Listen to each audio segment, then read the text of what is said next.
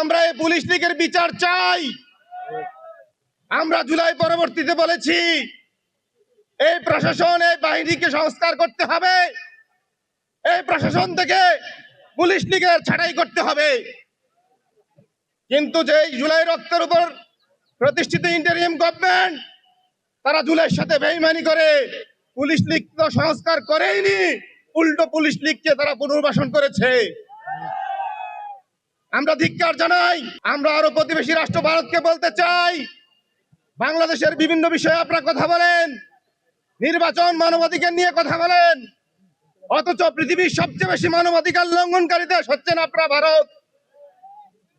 আপনারা ভারতের মুসলিমদেরকে নিপীড়ন করেন, মণিপুর মিজোরামে আপনারা ইহুদি খ্রিস্টানদেরকে নিপীড়ন করেন।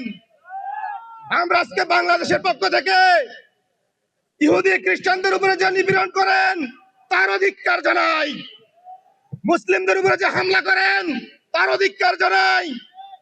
আপনারা ক্রিসমাসে খ্রিস্টানদের ধর্মীয় উপাসনায় হামলা করেছেন, আপনারা হচ্ছেন সেই ভারত।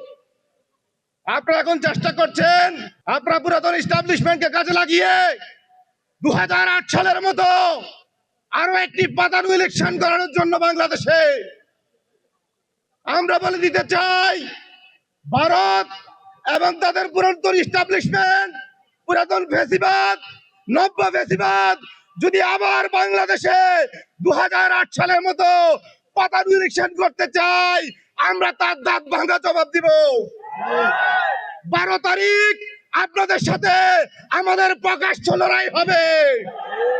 এই লড়াইয়ে আমরা পূর্ণ প্রস্তুতি নিয়ে মাঠে নামবো। যে যে কর্মকর্তা এখনো 111-এর পাতানো ইলেকশনের ষড়যন্ত্র লিপ্ত, আপনাদের তালিকা আমাদের কাছে আছে। তালিকা ধরে ধরে আপনাদেরকে শাস্তির আওতায় নিয়ে আসা হবে। খবরদার 2008 সালে ফিরে যাবেন না। এই রক্তের হুলি খেলা আপনারা শেষ করতে পারবেন না।